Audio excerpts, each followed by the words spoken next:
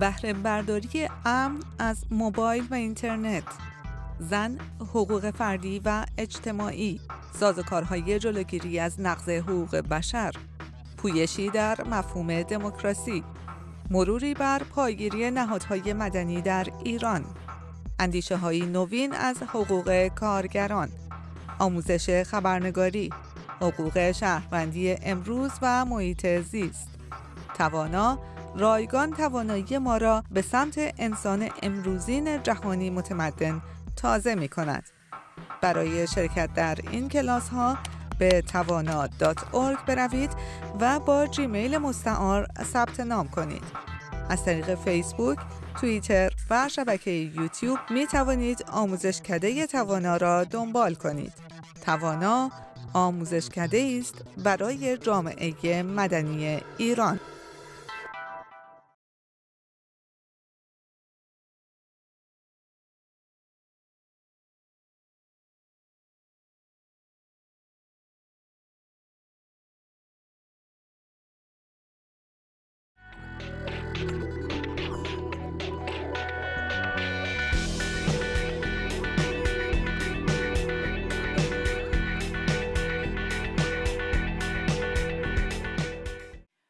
So our next speaker, this is his first time at PDF. I'm really, and Andrew and I are really honored to bring Jaron Lanier to our stage and to this community.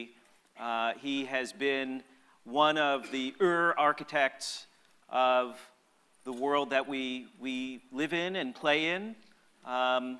Many of you know his writings. He has a book out called You Are Not a Gadget, which I hope you read or have read.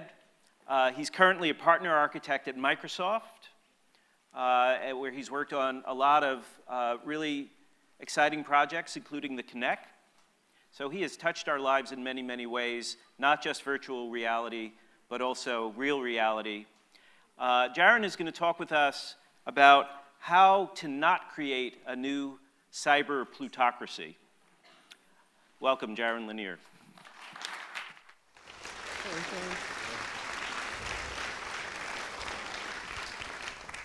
Hey, how's it going? So I'm using a handheld because when I have a lav, I get excited when I talk and my hair whips around and I get all this thunder, so this seems to work a little better. So we've heard presentations about two trends that coexist, and they're interesting. The price to connect, the connectivity world is experiencing an intense concentration of power that's creating Gilded Age-like, dare we speak the word monopoly. And then on the other hand, there's this countervailing force, which is, was wonderfully described just now, of the increased ability to petition through open communication, through this fluidity. Now, an interesting question is this second force going to be strong enough to counterbalance this other force of concentration? Now, I would like to believe that it is and that it will be. However, I've grown increasingly concerned about that. The way I see it, democracy absolutely requires openness, it requires fluidity, it requires freedom of speech, it requires all those things, but they're not enough. It needs this one other thing, which is a strong middle class. Now, a strong middle class traditionally in the distant past before the internet meant people with jobs, people with mortgages, and that sort of thing. In this new world of an information economy, the means to be a middle class person might shift, but the principle remains the same. If there isn't a sort of a bell curve-like distribution of clout in the society, petition has limited utility. Let's put it that way. There's the wonderful Justice Brandeis quote that you can either have great concentrations of power or democracy, but not both. I'm paraphrasing. I'm sure there are lots of people here who could do it perfectly. Now, so the question is, what is middle-class clout? Where does it come from? How might it be recreated? I mean, during the same period that the internet community has arisen, the middle class has been sunk right? How can that be? How can these two things have coincided in history? So I want to present what I'm sure is an overly simplified cartoon picture of what I think has gone on and a way to address it. And in this short time, all I can do is approximate it, and I'm sure you'll see all kinds of holes in it. I'm writing a new book on this that I hope will fill in those holes a little bit better, but here goes. What I think happened was, with the rise of capitalism and with the rise of markets, a certain kind of information system took hold before there was the internet, and this was the information system of economics, where money flowed around. And the problem with the fluidity of money is that in an open fluid system, you tend to see vortexes rising up and vortexes going down. So when vortexes rise up, you see Gilded Age monopolies and barons and billionaires and all. When it goes down, what you see is a race to the bottom, where if you don't want to work for this wage, I'll find somebody else who will. You see this sort of sinking. So what happened was enormous social struggle went on for people to try to find some way to not sink. And what they did in each case is they created a sort of a little local artificial barrier to the flow of money, like a little levee in the flow that created an artificial little pond, if I can use this liquid metaphor, that would create a little bit of constancy, a little bit of reliability, and a little bit of clout for a middle-class person. So let me name some of these things, because they're all different, but they all fundamentally function this way. One is academic tenure. Another is getting a taxi medallion, hopefully for yourself, instead of having some broker get all the money. Another is getting into a union. Another is getting a traditional IRA and a mortgage in the old days before those were blown apart. Another, we have to admit, was copyright. I've been a professional musician, and I gotta tell you, it was better for us anyway. I mean, I've seen so many lives destroyed, and I know that that's a countervailing opinion to many here, but let's leave that aside. All of these things were mechanisms that essentially created an artificial little blockage. And what that blockage did was, it acted on two levels. One level is what I call biological realism. We're not these abstract beings who don't get old and who don't die. You know, people get old, we have to have time to raise kids, we have uncertainty, we have to plan for old age. And in order to have dignity, we have to be able to get to a state in our lives where we don't have to sing for our supper for every single meal. We have to have some constancy, what you might call a low-pass filter in engineering terms. So this is material dignity. So getting into a union, getting a copyright stream, it gave you that. But there's another way to think about it, and I think this gets to the heart of what's changing now, which is when you had one of these little levees set up, you started to be able to gain a modicum of wealth as opposed to income. What wealth means is that there's something indirect that's giving you reliable money. There's your little low-pass filter. There's the thing that's giving you a bit of a flywheel, a bit of momentum, so you don't have to earn every single day anew. You don't have to gig live to make your money every single day. You have something that's kind of spinning there for when you're sick, for when you need to take care of your sick kid or whatever. Now the thing is, for the wealthy, for those who enjoy the race to the top instead of the race to the bottom, they get into wealth really fast. For the wealthy, there's capital gains, there's dividends, there's interest. That's what wealth is all about. Wealth is really different from income. So now, in this new world, we've kind of tended to counterpose two kinds of benefit from what you do. One of them is the same old wealth of the wealthy, and indeed the 1% are doing spectacularly well in our network age. The other kind is not middle-class wealth, but it's a reputation, barter, knowledge, economy, wonderful things, lovely, lovely things. And yet those don't create this levee that gets you out of having to constantly work every day. So what we've seen happen is the wealth side of the equation, the side that had traditionally benefited from races to the top, got this enormous boost starting in the 80s and 90s when computers got cheap. or not as cheap as they are today, but when they started to become ordinary. So what happened was the traditional sort of balance of power between all these little levies like tenure and union gigs and copyright and all those things used to balance out the bankers and the monopolies and everything, more or less. There was kind of parity, labor versus management, all of that. The wealth side suddenly got more fluid than it had been before because of computer networks. In this case, it wasn't the internet per se, it was other networks for finance, but the architecture was similar. Suddenly, when you could network all this information from all over the world, you could have a more superior information position than others, more superior than you used to have versus everybody else. So concentration became suddenly accelerated because of this technological capability. It wasn't just the finance sector. Walmart's an amazing example. Walmart developed a server strategy where it could look out at the world, gather so much information that it actually had superior information about individuals and their little positions than they could have about themselves, which wasn't the way it worked traditionally, right? And so Walmart optimized its world, and it ended up delivering two messages to its customers. One was, hey, we can make your prices go down because we've optimized the world. And everybody's, yay, lower prices. And the other is, well, as part of this optimization, your job prospects have just gone down. Although that'll take longer for you to notice. And it's like, ooh, God. And so it's this double thing. And the thing is that that's what happens when you use a network to optimize the world in this way. And so finance totally did that. Finance did that with mortgages. It did that with all kinds of markets. And it created incredible concentrations that were so concentrated that they actually broke the market. And this has happened a few times now.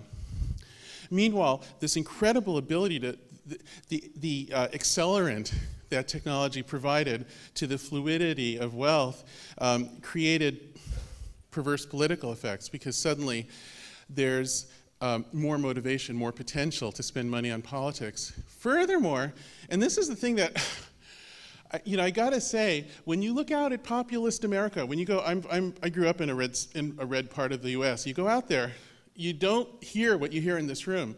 You hear, oh, those damn union people in Wisconsin, thank God they got what was coming to them. That's what you hear. And they get that partially through traditional media, through Fox and everything, but definitely the fluid internet can spin all kinds of tales, not just our tale. And it also apparently can be swayed by money thrown into it. That's a whole interesting other topic. We shouldn't imagine, though, that we have some automatic guarantee of immunity against corruption just because it's open. I think that the only real ultimate immunity is middle-class clout. That's the only way to really balance power. Now, you can fight power without balancing it. You can say, we'll use our power of petition that's also been enhanced by networking to depose a pharaoh. What we can't do is we can't create jobs for all those kids in Tahrir Square. We can use our petition to stop SOPA, but we can't create middle-class dignity for all the people who are losing their jobs with public unions. We can't fight the concentration trend merely with petition. Okay, so what can we do? Here, there's a very interesting technical path which amazingly was also the source point for computer networking in 1960. So I'm talking about the early work of Ted Nelson. So the original concept for digital networking was actually motivated to protect middle classes. This is sort of an amazing lost piece of our history. Ted Nelson, who's still with us and I adore and is totally nutso, makes me look like an ordinary average person. Ted came up with the first concept of hypermedia, the first concept of widely connected computers. He called it hypertext, which we still, there's still a trace because the HT and HTML comes from that. So the idea that Ted had is, when you send information around, sure, make mashups, make it open, but remember where every little piece came from and send universal micropayments in a universal store back to all the people from whom value came. Now, the idea of monetizing might be abhorrent to people here. You might think, ooh, money, it makes it less open, it makes it more capitalistic, and we want open sharing. But the thing is, if you can create a kind of monetization that's really fluid, really egalitarian, really incremental, really open, I think it changes character into this thing that would be a new way to create robust long-term middle classes that doesn't require these little all-or-nothing levies like tenure and getting into a union and all those things. So what are the benefits of it? Well, let me give you an example. Right now, some of the big servers like Google and Bing can translate languages. You enter English, you get back Spanish. And it's starting to work well enough to use, right? So it's magic. So there's two ways to think about it. You can either say, wow, it's like this artificial intelligence in the cloud that's just making things better for us. But there's another way to think about it. If you look at how it actually works, within these algorithms, there has been a giant gathering of data from all kinds of people who performed initially great translations. A lot of them were translators at the United Nations, but there's all kinds of other sources around the world. What the algorithms do is they use statistics to match the current situation of what needs to be translated to previous examples. So essentially, what the cloud algorithm is doing is exactly what it's always done, which is it's presenting us back to ourselves. All the value ultimately comes from people, of course, because there aren't any aliens here.